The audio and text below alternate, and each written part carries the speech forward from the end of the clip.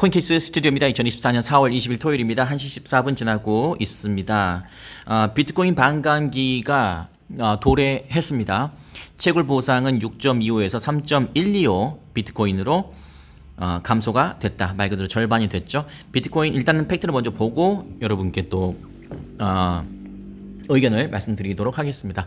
비트코인 익스플로러 오늘 한국 시간 오전 9시 9분 네 번째 반감기가 적용됐다라는 뜻이네요. 제가 지금 손가락으로 필기하는 거니까 참고하시면 되겠습니다. 4년마다 적용되는 것이 이제 반감기가 도래했다.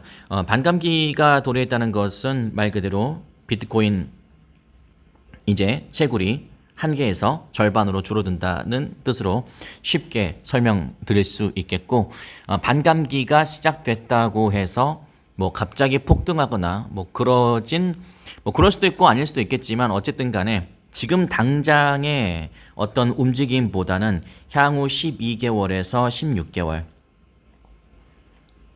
그러니까 개인 투자자들이 제일 바라는 게 급등이잖아요. 그냥 모든 게 한 방에 해결돼서 한 방에 어떤 쾌락을 누리고 그냥 한 방에 끝내는 것, 뭐 이런 걸 기대하겠지만 여러분이 아시는 것처럼 인생이 그렇게 호락호락하지 않잖아요.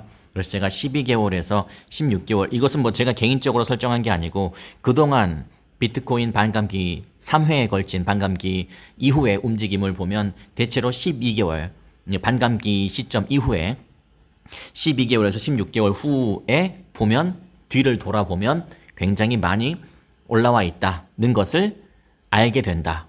그러니까 이것을 알게 되기 위해서는 마치 우리가 하루 24시간 동안 이게 그 시침과 분침이, 초침이 있는 시계를 본다면, 초침과 분침은 눈에 딱딱딱딱 보이겠지만 시침은 움직이는 게 거의 느껴지지 않잖아요.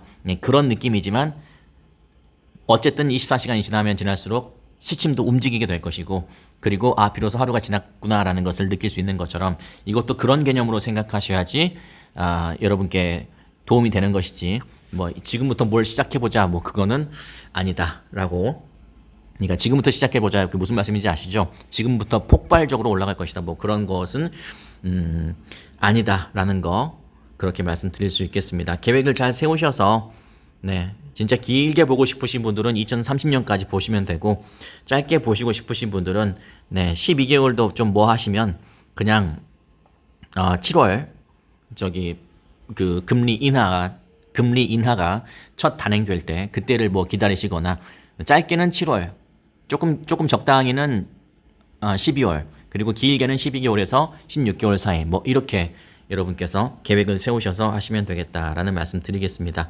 지금 가격이 보시는 것처럼 15분봉으로 봤을 때 리플도 이렇게 지금 완만하게 올라가고 있는 그런 모습을 보이고 있고, 지금 전반적으로 그래도 비트코인도 9,300만 원까지 회복하고 있는 모습을 보이면서 전반적으로 그 다음을 준비하고 있는 그런 분위기, 뭐 이렇게 보시는 것처럼 뭐 빨간 것도 있고 아닌 것도 있고, 뭐 이렇게 좀 전반적으로 지금 오늘 10일 정도 됐습니다만, 과거에 그러니까 조정장이요 10일 열흘이 지났습니다만, 열흘 정도 되니까 그래도 조금 완만한 그런 느낌이 있는데, 여전히 전쟁에 대한 그런 불안감은 지속되고 있는 상태다. 그래서 자연스럽게 또 이슈를 이야기하지 않을 수가 없는데, 이스라엘 이란 총정리를 한번 간단하게 해드려보죠. 일단 한 번씩 주고받았으니까요. 4월 1일 날 이스라엘과 팔레스타인 교전 중에 시리아 수도에 있는 이란 영사관을 폭격을 했습니다. 이스라엘이 먼저 이란 고위 간부 2명이 사망했으며, 이란은 이스라엘을 배후로 지목했다라고 해서 4월 14일 날 이란은 팔레스타인을 지지하는 국가로 전쟁 개입에 대한 명분이 생겼죠. 이란은 300기 이상의 드론과 미사일을 쏘면서 역사상 처음으로 이란이 이스라엘 본토를 공격했다. 그래서 4월 14일에 이란이 먼저 공격을 했죠.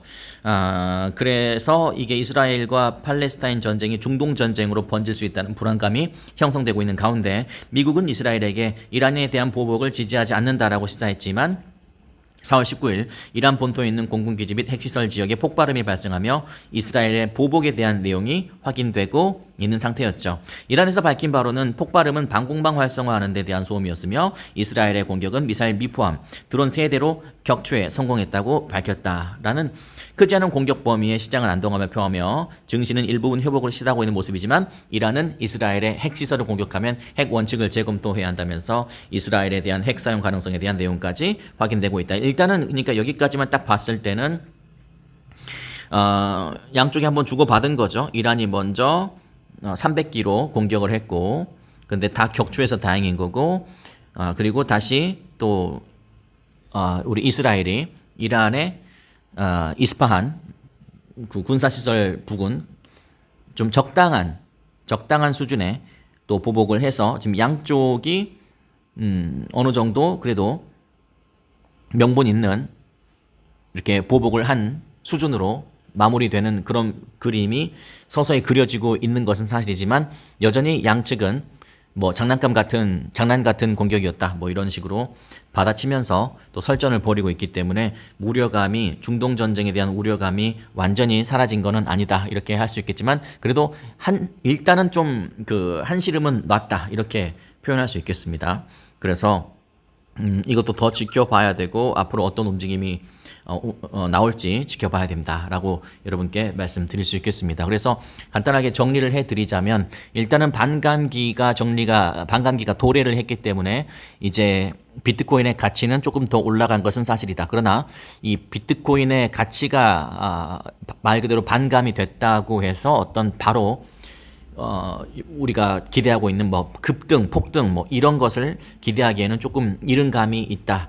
이럴 때일수록 길게 보셔야 되고 그리고 제가 방금 말씀드렸던 것처럼 무엇보다 분위기가 좋은 상태 예를 들어서 금리 인하 시즌인 상태에서 저랬다면은 어떤 바로바로 즉각적인 어떤 랠리 느낌을 우리가 느낄 수 있었을지 모르겠지만 지금은 국제 정세도 좋지 않고 그리고 경제도 좋지 않고 여러 가지 삼중고 고유가 고물가 고금리 이 세 가지가 여전히 발목을 잡고 있는 상태. 그러나 올 한 해는 아직 시간이 많이 남아있기 때문에 일단 중동 전쟁 이슈가 조금 소강 상태로 되고 국제사회의 지원으로 또는 어쨌든 그렇게 되고 그 다음에 반감기는 반감기대로 또 메리트 있게 움직이고 그리고 우리 리플은 또 4월과 5월 정도에 저 개인적으로는 늘 마음속에 기습적으로 어떤 소송 합의에 대한 이슈가 터지기를 저는 개인적으로는 늘 바라고 있는데요. 뭐 이러한 것들이 실마리가 좀 풀린다는 그런 느낌이